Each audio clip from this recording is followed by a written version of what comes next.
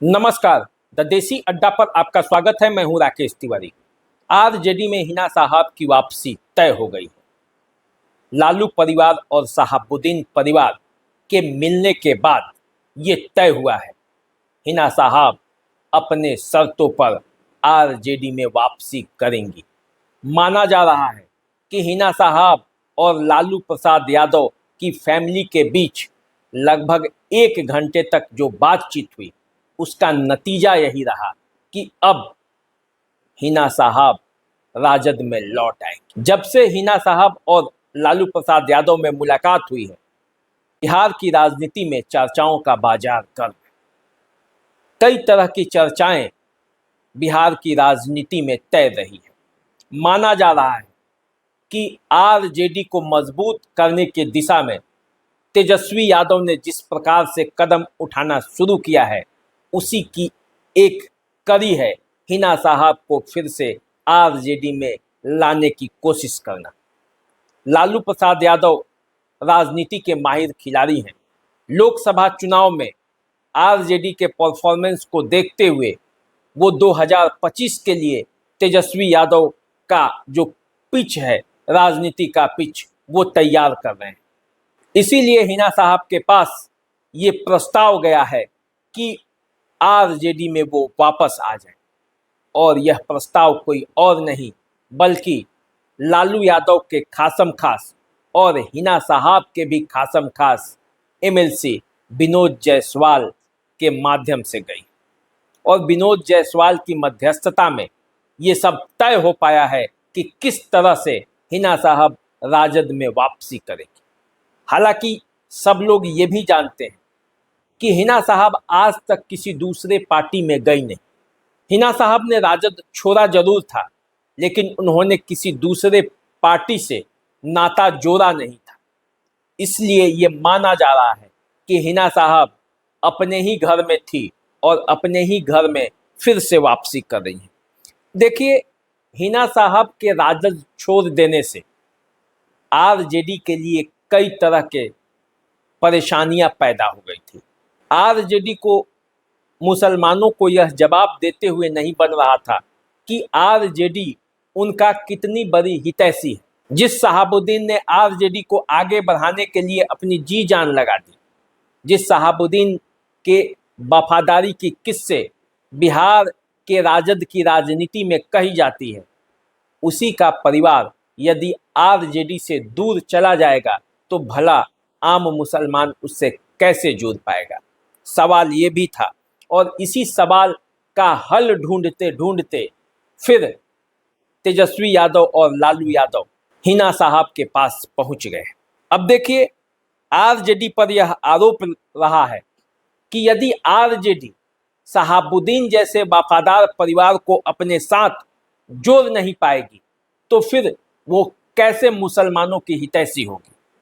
और इसी परेशानी को दूर करने के लिए आरजेडी चाह रही थी कि हिना साहब उनसे जुड़े।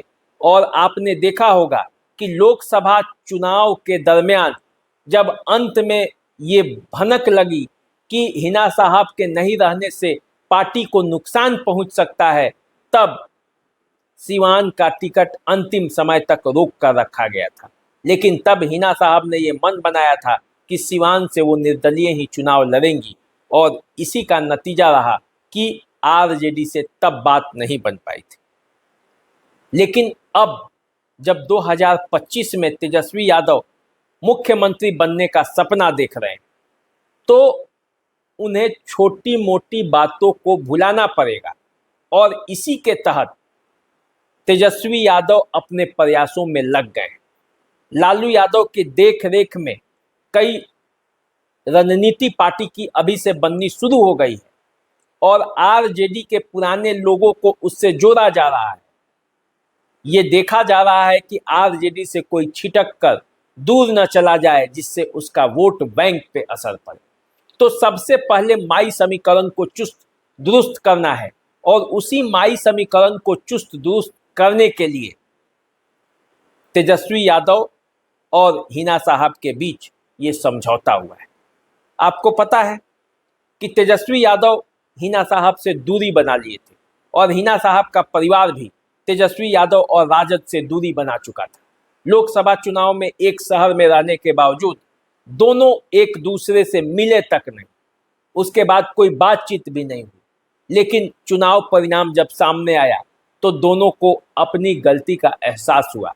तेजस्वी यादव भी सीवान में कुछ नहीं कर पाए और हिना साहब ने जो नया प्रयोग किया था उसमें भी वो सफल नहीं हो पाई, और तब ये निर्णय लिया गया कि दोनों आपस में मिलेंगे, और इसकी मध्यस्थता विनोद जायसवाल ने की।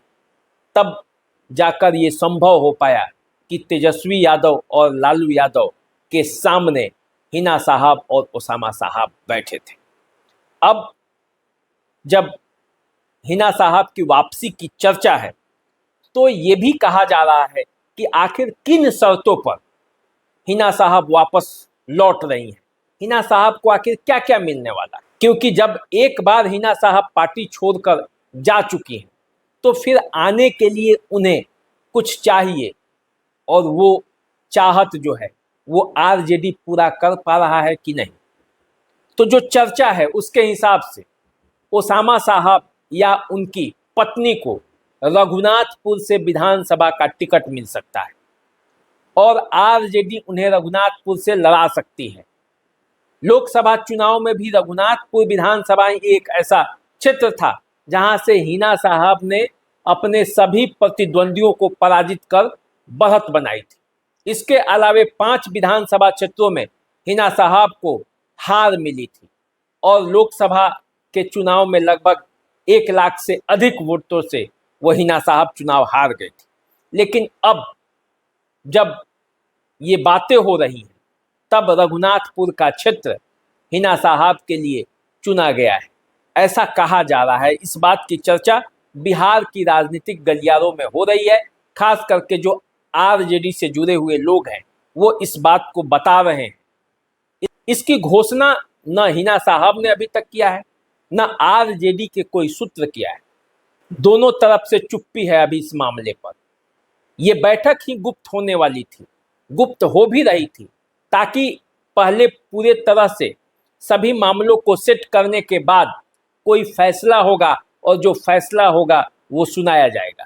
लेकिन आजकल सोशल मीडिया के ज़माने में कोई भी मीटिंग छुप पाना इतना आसान नहीं, और ऐसे में जब हिना साहब और लालू यादव आमने सामने हुए तो ये मामला भी उजागर हो गया। अब देखिए आरजेडी को आखिर क्यों हिना साहब को अपने पाले में लेना पड़ा, इसके पीछे का जो कारण है आज मैं आपको बताने वाला। देखिए सारण प्रमंडल की 4 सीटें थी, गोपालगंज, सिवान, महाराजगंज और सारण। चारों जगह आरजेडी हार गई। यहाँ तक कि लालू प्रसाद यादव की द्वितीय पुत्री रोहिणी आचार्य, जिनके बारे में ये कहा जा रहा था कि चुनाव बड़ी आसानी से जीत लेंगी, राजीव प्रताप रूडी के खिलाफ लोगों में गुस्सा है। लेकिन सारण की राजनीति में भी यही MY समीकरण लालू यादव को गच्चा दे गया और रोहिणी आचार्य चुनाव हार गई। रोहिणी आचार्य जिस सारण लोकसभा क्षेत्र से खड़ी थी वहां से एक मुस्लिम और एक यादव प्रत्याशी उनके खिलाफ खड़ा हो गया और दोनों को जितना वोट आया उससे काफी कम वोटों से रोहिणी आचार्य सारण से चुनाव हारी। तो ऐसे में ये माना जा रहा है कि जब विधानसभा का चुनाव होगा तो एक एक सीट की लड़ाई होगी और उस एक एक सीट पर हिना साहब की जो सहमति है वो जरूरी होगी, नहीं तो आरजेडी थोड़े थोड़े से वोटों के लिए हार सकता है।